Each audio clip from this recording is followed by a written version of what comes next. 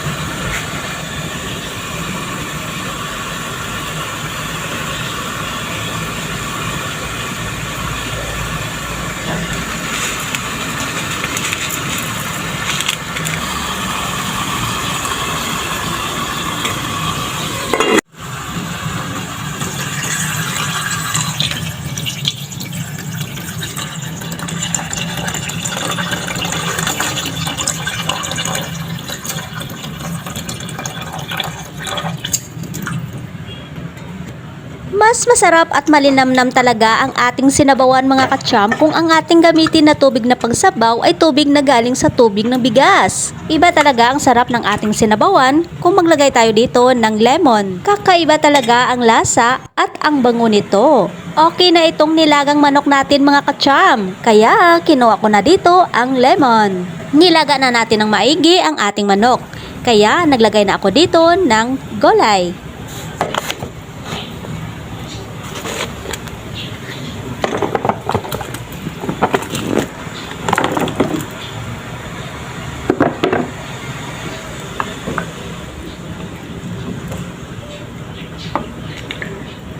Hindi pa natin nahalo ang lahat ng mga gulay mga kacham. Pero mabango ang ating gulay. Bango pa lang, ulam na. Para mas lalong masarap at mabango ang ating sinabawang gulay, naglagay na rin ako dito ng siling labuyo.